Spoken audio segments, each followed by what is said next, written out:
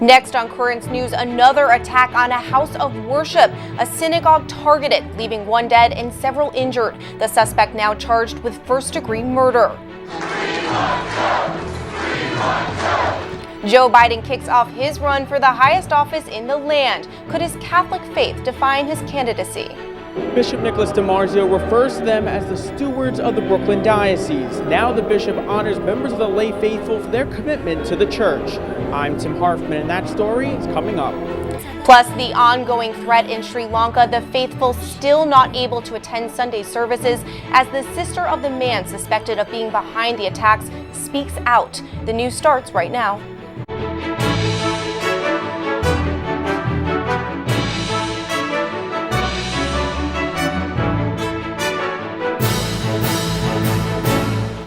Good evening, I'm Emily Druby. Liz Faublas is off. Another community is mourning tonight as funeral services are held for the woman killed in Saturday's attack on a synagogue north of San Diego. A hate-filled manifesto has been linked to the alleged shooter, 19-year-old John Ernest. Worshippers drawing strength from one another after a horrific attack at a Poway, California synagogue. Bring that peace to the world. You can do it. A vigil honoring the victims, including Lori Kay, who lost her life after shielding Rabbi Yisrael Goldstein from the gunfire while he evacuated children during the rampage. The rabbi was close with Kay and her family. I see Lori laying on the floor unconscious, and her dear husband, Dr. Howard Kay, who's like a brother to me, is trying to resuscitate her, and he faints. And he's laying there on the floor next to his wife. And then the daughter Hannah comes out screaming, "Daddy and Mommy, what's going on?" This is the most heart-wrenching sight. Rabbi Goldstein was born and raised in Brooklyn. He now lives and works in California, but maintains deep roots in the borough. The violent attack happening on the last day of Passover, one of the holiest days on the Jewish calendar. About 100 worshipers were at Shabbat of Poway congregation when police say 19-year-old John Ernest opened fire on the synagogue, killing Kay and injuring 3 others, including Rabbi Goldstein, who was struck in the finger, Almang Peretz, and his 8-year-old niece Noya Dahan, who was hit by shrapnel. My uncle, he was holding my hand and he was like grabbing me and stuff. And the person who was shooting, he was aiming at him. All 3 injured have been released from the hospital. The suspect, John Ernest, has been booked on 1 count of first-degree murder and 3 counts of attempted murder. The U.S. Conference of Catholic Bishops is responding to the attack, saying, "I, along with my brother bishops, am greatly saddened and deeply concerned over the news that another house of worship has been subjected to violence. Our country should be better than this. Our prayers today are for the victims of this shooting and for the Jewish community of Poway, California." The White House also condemning the attack. It's a horrific and heinous moment and something that should never happen in our country. And the president, along with the entire administration, condemn that behavior and racism and bigotry and evil and violence in every form possible. This latest attack comes exactly 6 months after a shooting at the Tree of Life Synagogue in Pittsburgh claimed the lives of 11 people. That attack believed to be the deadliest on the Jewish community in U.S. history. Here at home, Brooklyn Bishop Liz DiMarzio says we must protect our houses of worship. Sadness. It really is a terrible situation where people cannot even go to worship without being afraid that somebody would enter, a terrorist or deranged person. These are the things that we need to understand better, and we have to protect our houses of worship and those who come to worship. Many churches within the Diocese of Brooklyn work to ease parishioners' concerns about what had once been unthinkable, a massacre during holy services. St. Helens in Howard Beach is among the churches that have held active shooter training, teaming up with New York City Police Department's Counterterrorism Division to prepare in the event of an attack. The NYPD holds these seminars in churches, schools, and workplaces around the 5 boroughs. The former Vice President Joe Biden kicked off his campaign today in what could be the 2020 election's toughest battleground, the state of Pennsylvania. Though he spent most of his political career as a senator from Delaware, Biden was born in the Keystone State. Pennsylvania typically goes Democrat but voted red in 2016 when President Donald Trump appealed to blue-collar workers there. In Pittsburgh, Biden rallied with union members whose endorsements may be key in the primary race. I make no apologies. I am a union man, period. If I'm going to be able to beat Donald Trump in 2020, it's going to happen here. It's going to happen here. Biden has long described himself as a champion of blue-collar workers, but his record is complicated. Many union officials have criticized him for supporting the North American Free Trade Agreement. They believe it undercut the bargaining power of American workers and ultimately resulted in job loss. With Joe Biden officially kicking off his campaign, many are taking a closer look at his policies. The former vice president is Catholic, but his political views have often differed from the church's position on a variety of issues. To talk more about that is Bill Donahue, the leader of the nation's largest Catholic civil rights organization, the Catholic League. He joins us now. Thank you for being here, Bill. Do you think Joe Biden will win over the Catholic vote policy-wise? Well, I think he probably stands a better chance than many of his competitors. He's an amiable fellow. He's well known. He's not strident and the like. But on the other hand, remember, Trump won 52% of the Catholic vote. So it's not going to be too easy to pick him off, considering the fact that whatever one might think about Trump in terms of his persona and his approach, his record on religious liberty, on abortion, on marriage is very hard to beat. So I think Joe has a very uphill climb. Now, Biden has claimed a separation between his beliefs and his policy positions. For example, during his vice presidential bid in 2012, he said he accepts the church's stance on life beginning at conception, but he doesn't think he has the right to impose that policy because he believes in a woman's right to choose. As a Catholic, should he separate the two? Well, first of all, he has it wrong by saying this. It's a matter of faith here. It's a matter of science. The Catholic Church and science agree 100% that everything that makes us distinct from another human being, our DNA, is present there at conception. Not a week later, not a month later, not when you're born. So Joe really has to get this thing straight. It's not a matter of faith. It's a matter of science. And quite frankly, when Roe v. Wade was legalized back in 1973, he was opposed to abortion. Even in 1997, he said he's opposed to partial birth abortion and other forms of abortion, not even as extreme as partial birth. So what's changed, of course, is the Democratic Party. They've gone from the party of life to the party of death. The Republicans were the opposite. Now, I understand he has to get in line with the thinking of the Democratic Party, but we're not talking about some marginal issue here. This is a senior issue, life and death issues.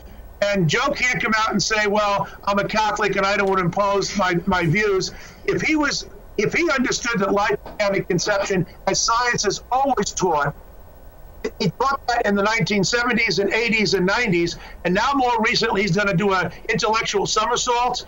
It's not going to work with Catholics. Nobody believes that argument anymore. Mm-hmm. Bill, another big issue for voters has been Biden's age. This 76-year-old addressed that on ABC's The View Friday morning. Let's listen to what he said. I think it's important for people. It's a legitimate question to ask about my age. And the same question was asked to me, was I old enough when I got elected at age 29 before I was, old enough to serve? It's a question whether or not, hopefully I can demonstrate not only with age has come wisdom and experience that can make things a lot better. Do you think age should be a factor in picking a president? Well, listen, he's up there in years, late 70s. Bernie Sanders is his rival. He's the same age, I think, or just about late 70s. So I think that'll be more of a wash. Bill, thank you so much for your time and your insight. Thank you so much. We will have continuing coverage of the 2020 election on tomorrow's newscast. St. John's University Assistant Vice President for Government Relations, Brian Brown, will weigh in on the race and the Democrats' newest frontrunner, Joe Biden. In the Diocese of Immigrants, Bishop Liz DiMarzio recognized Catholics for their dedication to the church, calling them stewards of the Brooklyn Diocese. Currents News' Tim Harfman reports on some of this year's honorees. Joyce Jones, Frank Scioli, One by one, Brooklyn's Bishop Nicholas DiMarzio greeted over 200 Catholics on a day of honor for them. I can't tell you how much it means to me. I was very surprised. Joyce Jones of Brooklyn's Immaculate Heart of Mary Church and all the others are being recognized for extraordinary service to their churches. It gives us an opportunity to say thank you, which is important because people do sacrifice a lot to help us. So we really need to have them thanked. The honorees have performed many vital tasks in their home parishes, including being members of the choir, serving on finance committees, and proclaiming God's word as lectors. Jerry Ann O'Byrne is from St. Xavier Church in Park Slope, and she leads the parish's Martha's Ministry. This is such a humbling honor for me. I'm like third, fourth generation of family members that have helped out in the church. It's a feeling that I'm carrying on the family history. Martha's Ministry is made up of volunteers. Among their many duties, getting the church ready for Easter with floral decorations, candles, and holy water. That's what I was brought up to do. You help out at your church. Along with a warm handshake and a smile from Bishop DiMarzio, the parishioners also received a holy medal on Sunday during a service at the Co-Cathedral of St. Joseph in Prospect Heights. On one side of the medal, an image of the Immaculate Conception. On the other, a cross and two landmarks located in the diocese, the Brooklyn Bridge and the Unisphere. The large number of Catholics being saluted for their service is inspirational. Glenda Harry of Brooklyn's St. Jude Church in Canarsie is a member of the choir, prayer group, and finance committee. It's a way of saying, wow, what can I do more? I am the eyes, the ears, the feet of Jesus. So I would like to do more, to encourage people to do more, to evangelize. To see so many people so active in their faith, even just sitting here listening to the people responding to the prayers and singing the hymns, it's such a shot in the arm. Bishop DiMarzio will honor other parishioners next week. He'll be at St. Nicholas of Tolentine Church in Jamaica Sunday. There, the bishop plans to thank nearly 200 more Catholics for what they've done for their parishes in Queens. In Prospect Heights, Tim Harfman, Currents News. The Brooklyn Diocese annual Mass of Hope and Healing is being celebrated tomorrow. Bishop Nicholas DiMarzio will preside at the liturgy that is planned by sexual abuse survivors for abuse survivors. The Mass will be held tomorrow, April 30th at St. Athanasius Church in Bensonhurst. It will be televised live on Net TV at 7 p.m. Because of the Mass tomorrow, Currents News will air at a special time at 6:30. There's a lot more news headed your way. Catholics in Sri Lanka watch Sunday Mass on television as churches across the island nation remain shut over fear of more attacks. Pope Francis is voicing his concerns over the migrant crisis in Libya as he donates to hundreds of refugees stranded in Mexico. And a deadly crane collapse in Seattle kills 4, remembering a devout Catholic killed in the tragedy. Just ahead. Do you have a story idea or want to share a tip? Email us at newstips@desalesmedia.org or call our 24-hour number 718-517-3122. We'll be right back.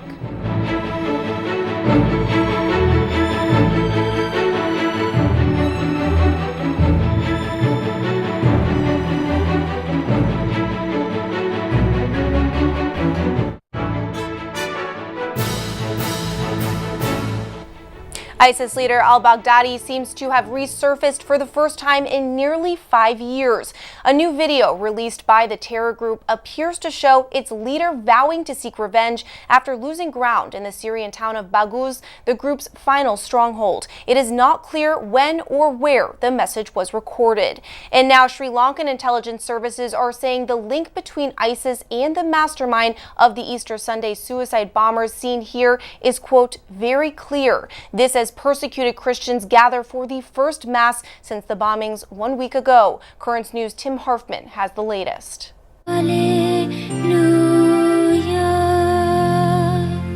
Hymns of praise echoing 1 week after bombs exploded Easter Sunday. The faith is shaken but not lost. Parishioners cloaked in white gathering inside Archbishop Malcolm Ranjit's residence in Colombo Sunday. Other worshippers forced to watch the Mass on television from their homes. The Archbishop canceled Sunday services in Catholic churches over safety concerns, complaining about the lack of security around churches. Other Catholic leaders calling for peace. Be calm. Don't fight with each other. Fear not only keeping people out of houses of worship, but also off the streets. The Sri Lankan people still facing the unknown, yet they're moving forward in the healing process. The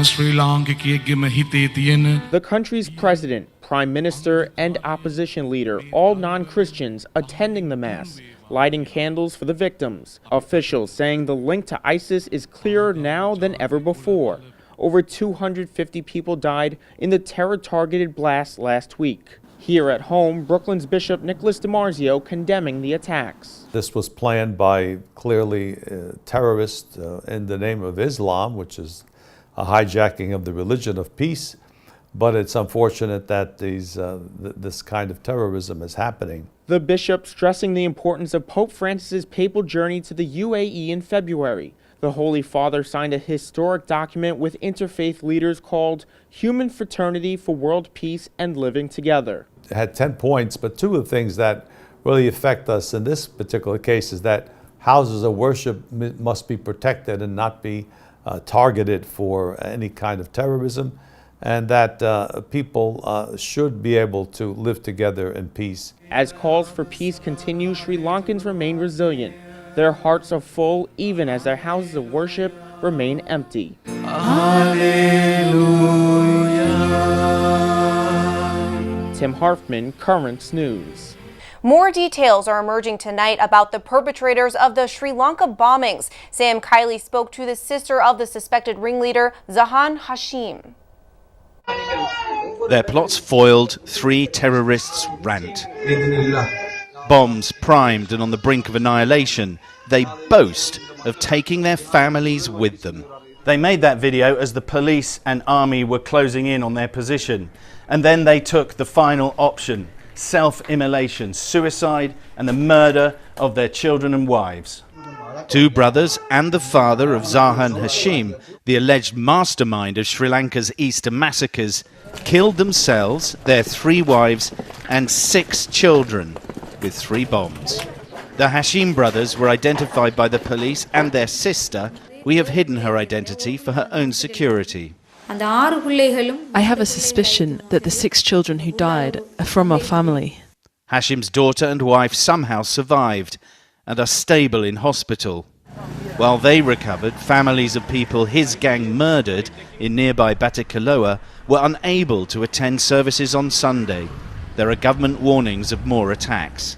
Like this, where last week a Hashim follower is filmed on CCTV idling outside the Zion Church, waiting for the end of Sunday school.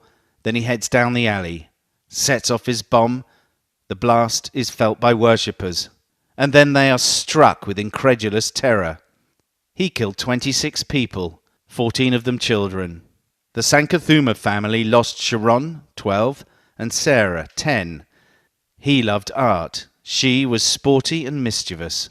Celicia, their little sister, is now an only child.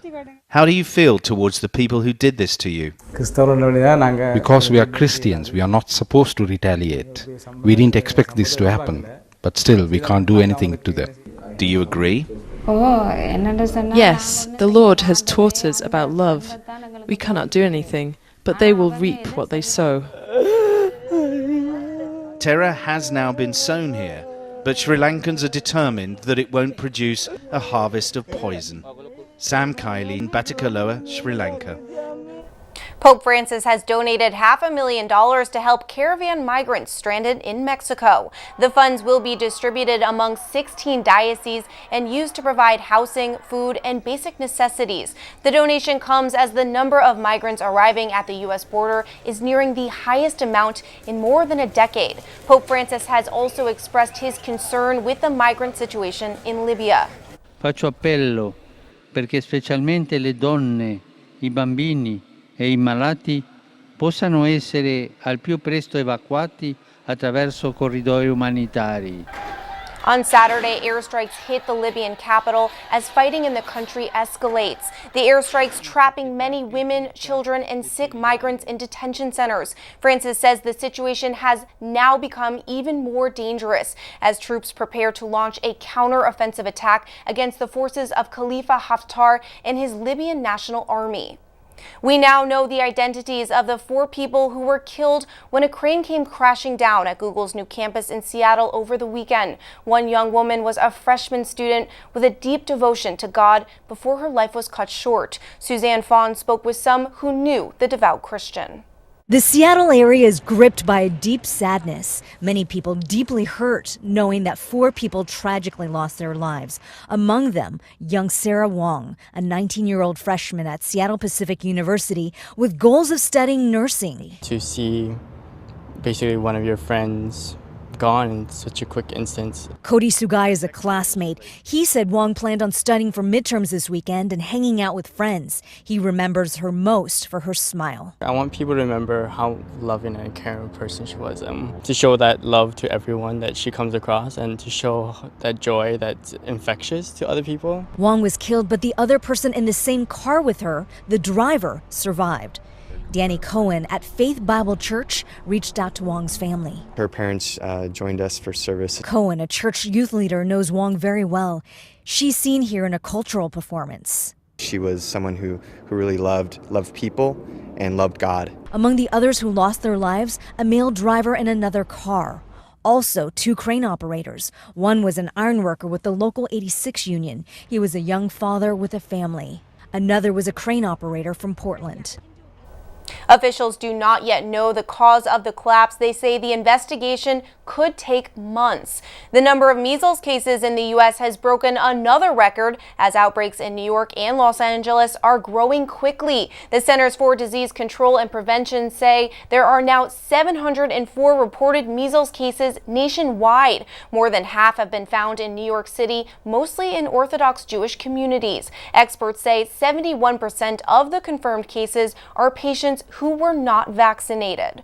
Still to come on Currents News, hundreds of Catholics celebrated the Easter season over the weekend at St. Pancras Church. Plus, Rome celebrates the legacy of the original Renaissance man, Leonardo da Vinci.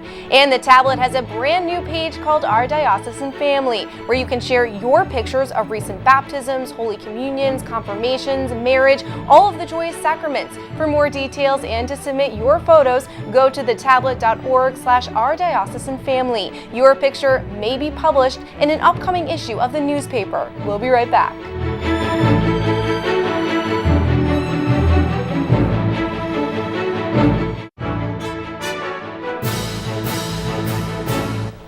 Over 700 Catholics sang their praises to the Lord at a Latino Easter retreat this weekend. Latino Catholics from around the Diocese of Brooklyn gathered for a retreat run by St. Pancras Church in Glendale. The day included singing, prayer, and a talk by a visiting priest from Mexico, Father Teo Kranz, on catechesis. Over 200 of the original Renaissance man's masterpieces are now on display in Rome. The exhibit, complete with models, drawings, manuscripts, and designs, marks 500 years since the iconic painter Leonardo da Vinci's death. The intricate blueprints cover a wide range of machinery well beyond his time, including motors, parachute systems, and more. The program runs until the end of June. That is Currents News. I'm Emily Druby. Thank you for joining us because we are putting your faith in the news. Hope to see you again next time.